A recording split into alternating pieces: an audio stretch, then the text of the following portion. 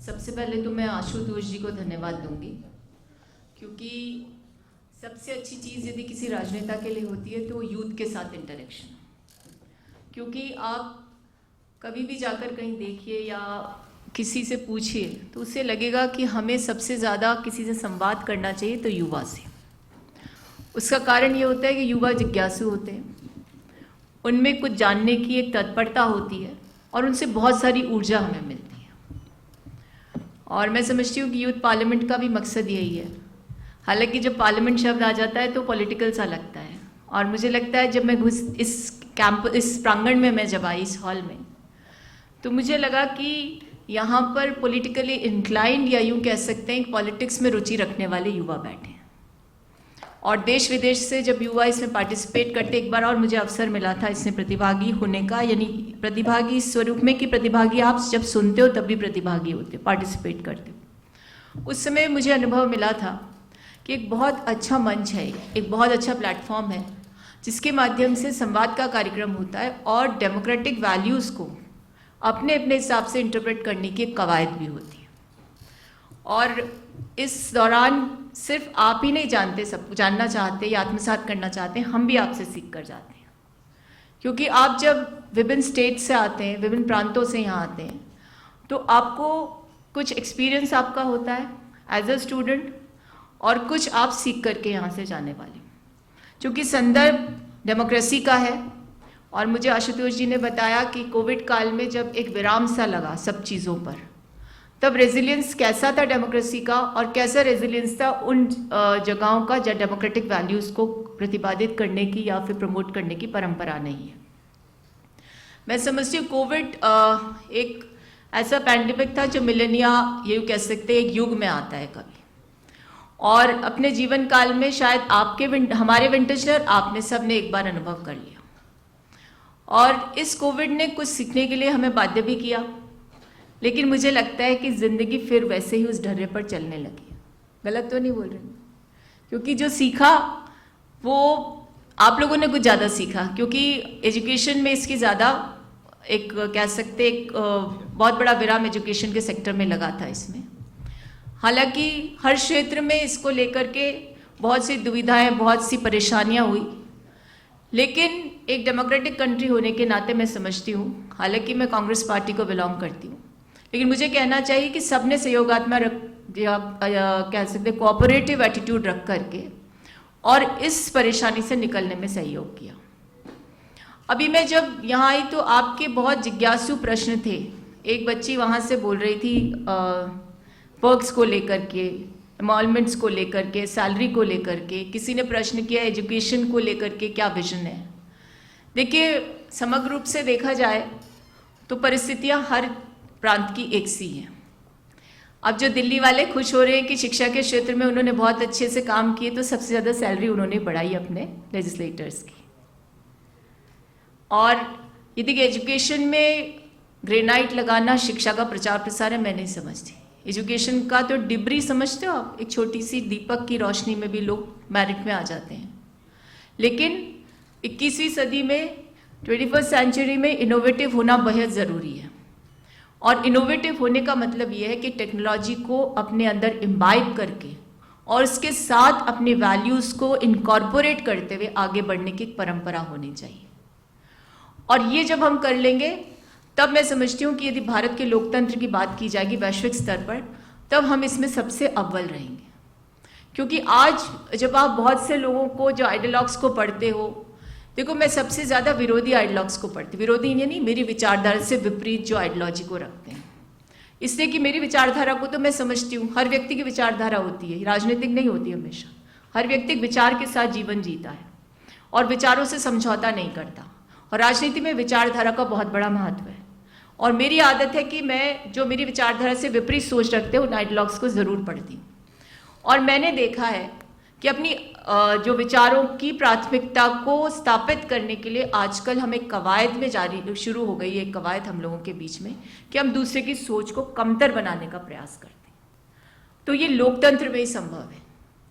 लेकिन मुझे लगता है कि आप अपने विपक्षी से ज़्यादा सीखते हो, ये कोई नहीं कहेगा आपको राजनेता, क्योंकि आप अपनी गलती नहीं पहचान सकते, लेकिन विरोधी की गलती को जब आप देखते हो तो अपने आप में सुधार लाने का प्रयास करते हो।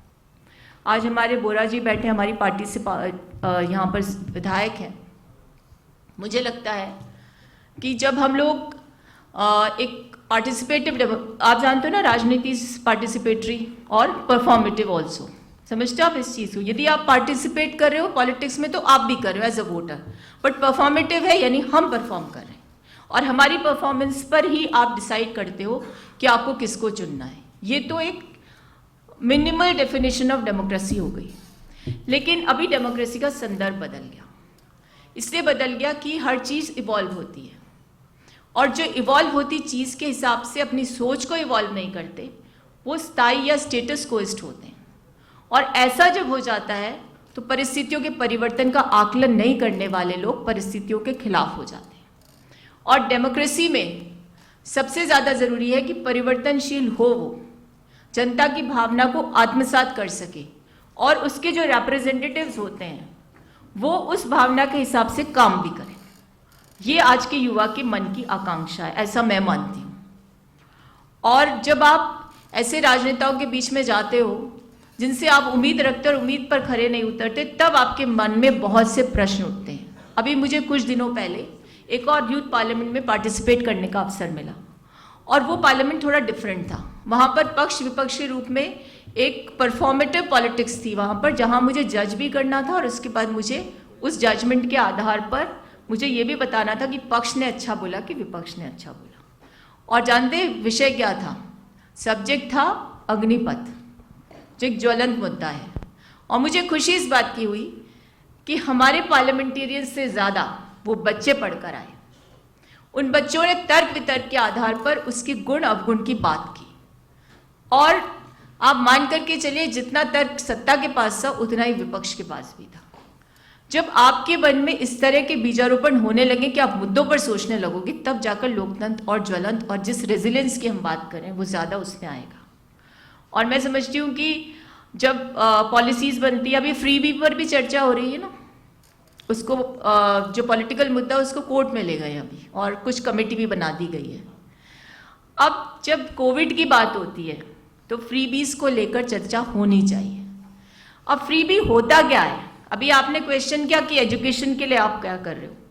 बेसिक एलिमेंट्री एमिनिटीज या यूँ कह सकते हैं मूलभूत सुविधाएं फ्रीबी नहीं होती हैं। ये लोकतंत्र का सबसे मूल आधार है।